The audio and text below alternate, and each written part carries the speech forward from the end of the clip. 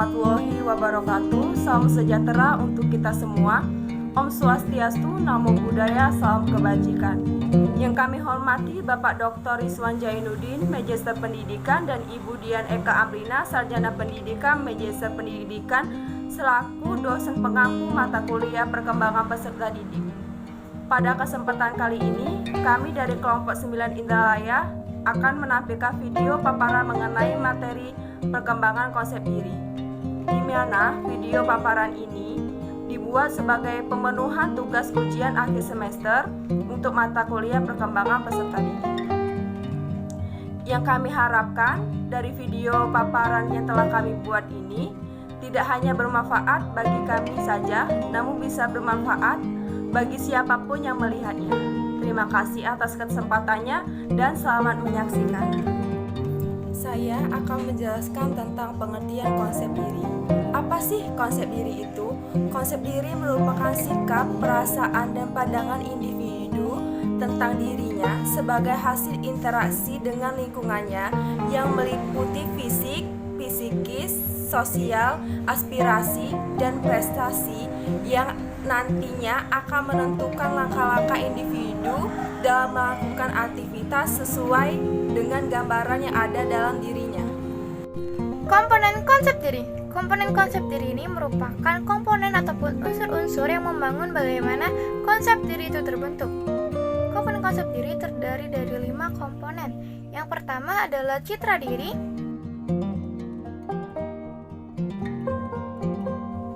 Yang kedua adalah ideal diri.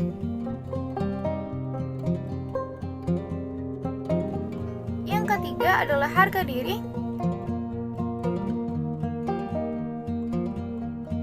Yang keempat merupakan peran diri. Dan yang kelima adalah identitas diri. Jenis-jenis konsep diri. Jenis konsep diri terbagi menjadi 2 bagian, yaitu yang pertama ada konsep diri positif. Berarti seseorang itu mampu melihat dirinya sendiri secara baik. Artinya, seseorang ini selalu menilai dirinya sendiri sebagai seseorang yang positif dalam segala hal dan selalu berusaha untuk menjadi contoh yang baik. Lalu yang kedua itu konsep diri negatif. Berarti seseorang itu tidak mampu melihat dirinya sendiri secara baik. Artinya di sini, seseorang tersebut tidak bisa menerima dirinya sendiri atau bisa dikatakan bahwa seseorang ini tidak bisa melihat apa yang menjadi kelebihan dan kekurangan yang ia miliki, yang akan membuat bahwa dirinya tidak bisa menerima keadaan dan selalu bersikap pesimis dalam segala hal. Adapun ciri-ciri dari kedua jenis konsep diri ini seperti yang telah ditampilkan pada layar. Baiklah, di sini saya akan menjelaskan faktor-faktor yang mempengaruhi perkembangan konsep diri. Yang pertama yaitu keadaan fisik.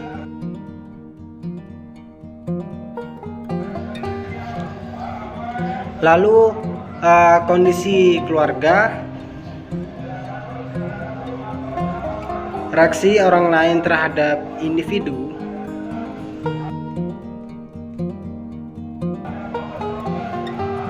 tuntutan orang tua,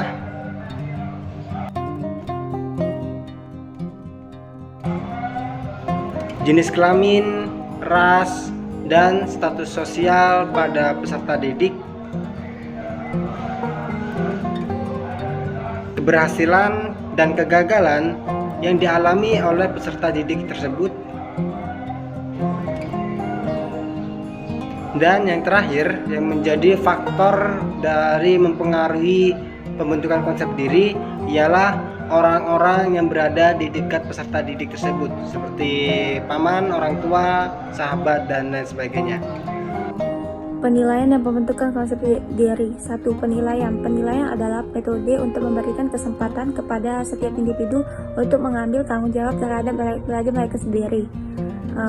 Semua diberi kesempatan untuk menilai pekerjaan dan kemampuan sesuai pengalaman yang dimiliki masing-masing. Umumnya penilaian hanya dilakukan oleh pendidik, siswa hanya sebagai objek sehingga informasi yang didapatkan belum tentu sebenarnya. Contohnya, guru memberikan nilai yang kecil kepada anak tersebut hanya karena anak itu mengganggu temannya saat belajar.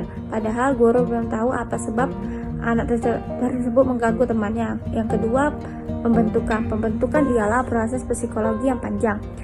Tahapan-tahapan pembentukan konsep diri yaitu tahapan konsep primer, yaitu tahapan awal di mana konsep ini dibentuk atas pengalaman terhadap lingkungan terdekatnya. Yang kedua, tahapan konsep diri sekunder. Setelah anak tumbuh, ia akan memiliki wawasan yang lebih luas, teman yang lebih banyak, maka dia akan memiliki lebih banyak pengalaman. Konsep ini dibentuk karena ditentukan oleh bagaimana konsep primer sebelumnya. Apabila konsep primernya misalnya dia adalah anak yang pendiam, maka dia akan memilih teman yang sesuai dengannya. Baik, assalamualaikum warahmatullahi wabarakatuh. Di sini saya akan jelaskan tentang permasalahan yang kelompok kami pilih terhadap materi kali ini. Seperti yang kita tahu, depresi ini adalah gangguan suasana hati yang membuat seseorang terasa sedih dan juga kehilangan minatnya. Dan juga depresi ini adalah gangguan mental yang mempengaruhi perasaan, cara berpikir, dan juga cara bertindak seseorang terhadap seseorang yang lain. Lalu dari permasalahan kali ini, yang kami pilih adalah yaitu permasalahan depresi yang akar perbedaan minat dan bakat anak terhadap orang tuanya. Salah satu pemicu terjadinya depresi pada anak pada umumnya adalah perbedaan pendapat akan minat dan bakat sang anak terhadap orang tuanya. Kita sepakat bahwasannya setiap individu itu unik, dalam artian setiap orang atau setiap anak mempunyai minat dan bakat yang berbeda. Maka dari itu akan terasa tidak adil bagi sang anak jika orang tua memaksakan kehendaknya terhadap anaknya.